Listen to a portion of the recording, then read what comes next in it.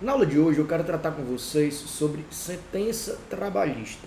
E com isso a gente já vai caminhando para a parte final do procedimento ordinário, que é justamente a fase decisória.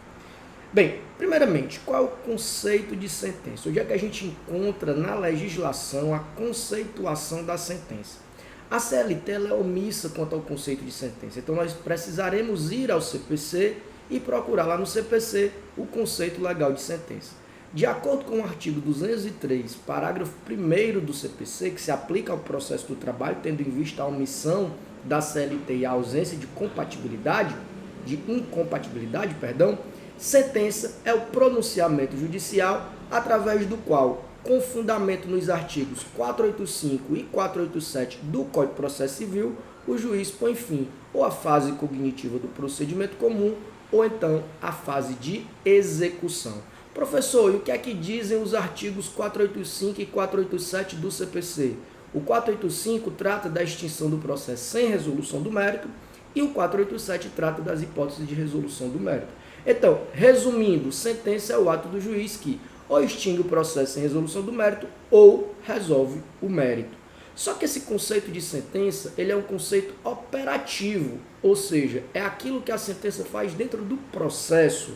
Se nós formos analisar em termos de conteúdo, a gente vai conseguir conceituar a sentença de uma outra maneira, tá? Então, como é que a gente poderia trazer aí um conceito não normativo de sentença? A sentença, ela é uma técnica processual através da qual se veicula a tutela jurisdicional. E eu vou além, não se veicula a tutela, se começa a veicular a tutela jurisdicional. Porque a tutela jurisdicional muitas vezes não é entregue na sentença. A sentença muitas vezes ela declara o direito, ela pode reconhecer o seu titular e etc., mas ela não entrega a tutela jurisdicional, porque muitas vezes aquela declaração não é observada pela parte e precisa-se de um outro momento processual, que é a fase de execução, para que o direito efetivamente, o bem da vida vindicado efetivamente seja entregue.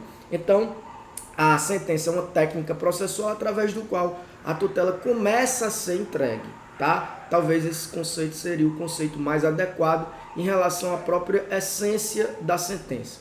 E a sentença ela vai acabar se adaptando à tutela jurisdicional. Então, dependendo da tutela jurisdicional pretendida, a sentença, que é a técnica processual, ela vai se adaptando àquilo dali. Só que nós temos basicamente 5 tipos de sentença.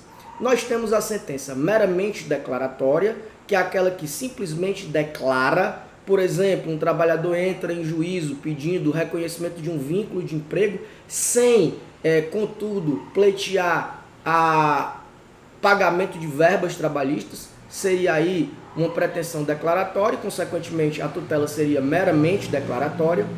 A sentença pode ser também constitutiva, positiva ou negativa. A sentença constitutiva positiva constitui, a constitutiva negativa desconstitui. Um exemplo de sentença desconstitutiva, a sentença que julga a ação rescisória. A ação rescisória é uma ação desconstitutiva, ela visa desconstituir a coisa julgada. Então, a sentença prolatada em uma ação rescisória ela é desconstitutiva. Um outro exemplo, professor, inquérito judicial para apuração de falta grave, que é aquela demanda que segue um procedimento especial que visa reconhecer a infração contratual de trabalhador estável. A sentença ali também é desconstitutiva, porque ela desconstitui o vínculo empregatício daquele trabalhador estável. Sentença condenatória, que é a maioria esmagadora das sentenças trabalhistas, é condenatória, porque as obrigações trabalhistas são obrigações pecuniárias, só que quando você vai a juízo reivindicando o pagamento de 13º, horas extras, férias, etc., você está ali pleiteando uma condenação. Então, a maioria das decisões trabalhistas é condenatória.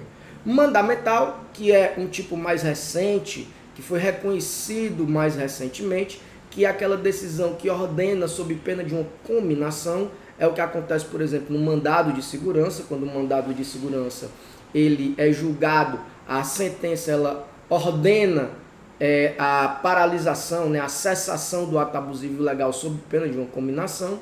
E a sentença executiva em estrito senso, que é aquela que pode ser exigida de imediato. É o caso, por exemplo, daquelas ações possessórias, reintegração de posse, manutenção de posse, são decisões executivas em estrito senso. Não precisa de fase de execução para você implementar. Se o juiz, numa ação, por exemplo, de reintegração de posse, manda reintegrar a posse é reintegrada e o Estado já vai impor aquela ordem, impor aquela decisão. Não vai precisar de uma fase de execução para isso, tá? Então nós temos aí os 5 tipos, os 5 modelos de sentença, ressaltando que o mais comum, mais corriqueiro no âmbito trabalhista é a sentença condenatória. Só um detalhe final, tá? Toda sentença declara em alguma medida. Quando você, por exemplo, reivindica o pagamento de verbas decisórias decorrentes de uma dispensa injusta, o juiz declara a dispensa injusta e condena ao pagamento de verbas decisórias. Se você pede, por exemplo, uma reintegração decorrente de uma estabilidade frustrada, o juiz declara que você é estável para depois mandar reintegrar. Então, toda sentença, em alguma medida, ela declara. Tem sentenças que se limitam a declarar. Bem, as sentenças elas possuem elementos constitutivos, tá? Esses elementos constitutivos, eles se dividem em 2 grupos, elementos gerais e elementos específicos, tá? Os elementos gerais são relatório, fundamentação e dispositivo. A CLT, ela traz esses elementos gerais, mas ela usa outros termos, mas em síntese é a mesma coisa, tá? Lá no artigo 832, a CLT diz: da decisão deverão constar o nome das partes, o resumo do pedido e da defesa, a apreciação das provas. Isso daí é o relatório. Os fundamentos, que é a fundamentação, e a respectiva conclusão, que seria o dispositivo. Então veja, os elementos gerais também estão na CLT, só que ela usa uma outra nomenclatura. Já os elementos específicos estão nos 3 parágrafos do artigo 832, parágrafos 1º, 2º e 3º. O parágrafo 1º diz que, quando a decisão concluir pela procedência do pedido, determinará o prazo e as condições de cumprimento. Então, se o juiz acolhe a pretensão, ele vai ter que dizer em quanto tempo ela deve ser cumprida e como ela deve ser cumprida. Isso tem que ficar expresso lá na sentença trabalhista. O parágrafo 2º diz que a decisão mencionará as custas que devem ser pagas pela parte vencida, e aí eu remeto vocês ao artigo 789 da CLT, que estabelece que as custas elas são de 2%, pode ser do valor da causa, pode ser do valor da condenação, pode ser do valor arbitrado pelo juiz, depende do resultado do julgamento, tá? Mas sempre 2% pagas ao final, ou com o trânsito em julgado, ou no prazo do recurso. Mas a sentença tem que colocar lá. Então, ao final da sentença, o juiz tem que botar custas pelo reclamado, no percentual de 2%, incidindo sobre o valor arbitrário de tanto. Ele precisa colocar isso para que a parte saiba qual o valor das custas e quem é que tem que pagar. Já o parágrafo 3º do mesmo artigo 832, ele trata de informações previdenciárias. Em 2019 houve uma mudança em relação a isso. E eu quero aqui desenvolver um pouco com vocês. O parágrafo 3º, ele já dizia, não foi alterado em 2019, ele já dizia que quando o juiz ele reconhece ali condenação ou ele homologa acordo, e aí nós vamos, claro, nos limitar a condenações, porque os acordos são sentenças homologatórias, e aí é um outro tema que já foi tratado por mim em outra videoaula. As sentenças que condenam, quando a condenação envolve parcelas salariais, o juiz tem que colocar na sentença qual é a natureza das parcelas, se são salariais, se são indenizatórias, e quem tem a responsabilidade pelo recolhimento das contribuições previdenciárias. Lembre-se que a Justiça do Trabalho tem competência material para executar de ofício as contribuições previdenciárias decorrentes das decisões condenatórias. Tá? Então, aquelas verbas salariais, elas são salário de contribuição, sobre elas incide uma alíquota previdenciária e o juiz precisa indicar qual é a natureza da parcela e quem é que vai recolher. Bem, em 2019 foi acrescentado o parágrafo 3º-A, tá? E o parágrafo 3º-B, o parágrafo 3º-A que tem 2 incisos. Então, vamos ver o que é que diz esse dispositivo para a gente poder entender bem qual é o seu alcance.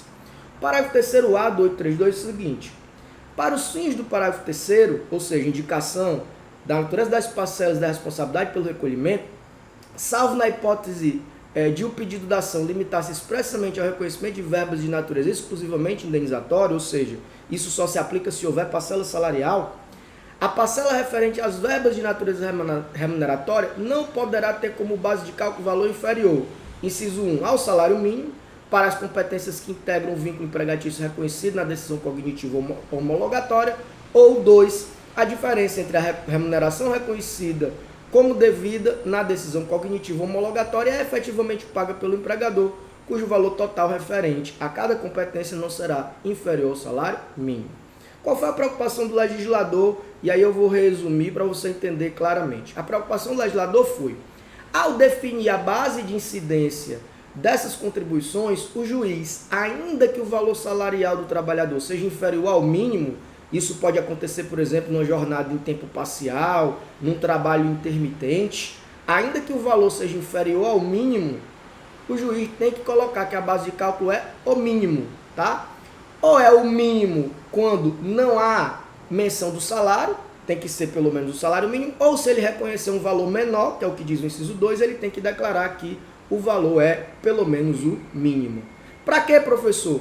Para que as contribuições sejam calculadas sobre esse valor do salário mínimo, numa eventual cobrança das contribuições do período contratual, que são cobradas em foro próprio, não são cobradas na Justiça do Trabalho, porque a Justiça do Trabalho só tem competência para executar as contribuições sobre as parcelas objeto de condenação, tá? Então, se for de período declarado, a Justiça do Trabalho não executa, mas tem que constar lá o valor do mínimo, pelo menos.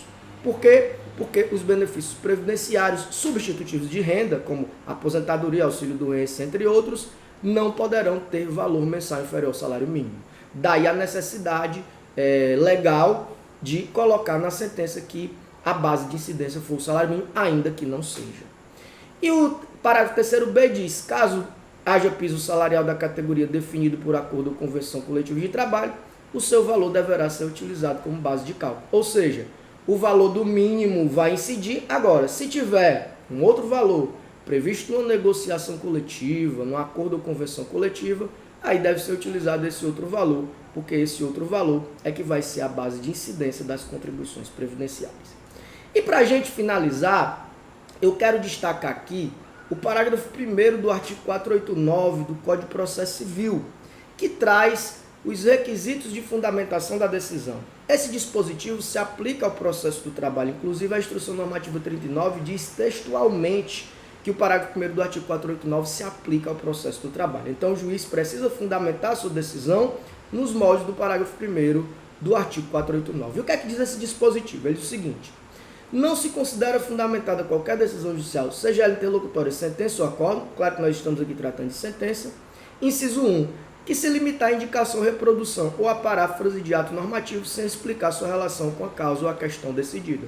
O juiz, portanto, não pode colocar decido conforme artigo tal, ou indefiro conforme súmula tal. Ele não pode, ele tem que fazer uma correlação entre previsão normativa e o caso que ele está analisando. Inciso 2, empregar conceitos jurídicos indeterminados sem explicar o motivo concreto de sua incidência no caso. Os conceitos abertos, eles são determináveis, então não posso fazer uso de um conceito aberto sem fazer o link, o liame entre o conceito e o caso, é o que a gente chama de concreção positiva, então tenho que explicar isso na sentença. 3, invocar motivos que se prestam a justificar qualquer outra decisão, seriam aqueles modelões. Veja, não é que eu não posso usar modelo, eu posso usar um modelo de algo conceitual, mais genérico. Eu não posso usar um modelo que eu simplesmente copio, colo, mudo o nome das partes e serve para qualquer decisão. Aí esses modelos não podem ser utilizados, tá? Inciso 3 diz que isso não é uma fundamentação válida. Inciso 4, não enfrentar todos os argumentos deduzidos no processo, capazes de, em tese, infirmar a conclusão adotada pelo julgador. Então veja que os argumentos que eu preciso analisar são aqueles que podem mudar minha decisão. Aqueles argumentos que só reforçam a minha decisão, eu não precisaria analisar. Ou que ficam prejudicados, né? O camarada pede aviso prévio com base em 2 fundamentos. A ausência de aviso e a ausência de redução de jornada. Se eu reconheço devido ao aviso por ausência da sua concessão, eu não preciso analisar a redução de jornada porque ele estaria prejudicado, tá? Esse segundo argumento não iria infirmar decisão em sentido contrário. O inciso 5 diz, se limitar a invocar precedente ou enunciado de súmula sem identificar seus fundamentos determinantes, nem demonstrar que o caso sob julgamento se ajusta àqueles fundamentos, é a mesma coisa da fundamentação normativa, né? Não posso usar a súmula ou usar o precedente sem fazer o link entre ele e o caso concreto. E o 6 diz, deixar de seguir enunciado de súmula, jurisprudência ou precedente, sem demonstrar a existência de distinção, no caso em julgamento, é o chamado distinguish, dizer que aquele precedente não se aplica àquele caso, porque o caso é diferente, ou superação do entendimento, que é o chamado overruling. Os parágrafos 2º e 3º, eles falam que todas as vezes que eu for usar princípio, for fazer ponderação de princípios, eu tenho que dizer as razões em que essa ponderação está sendo feita, E quando eu for interpretar a sentença, eu devo interpretar na conjugação de todos os seus elementos. Então, esse dispositivo se aplica sim à sentença trabalhista sob pena de ausência de fundamentação. Com isso, a gente encerra a fase decisória, mas tem muito mais. Fica por aí. Um abraço e até a próxima.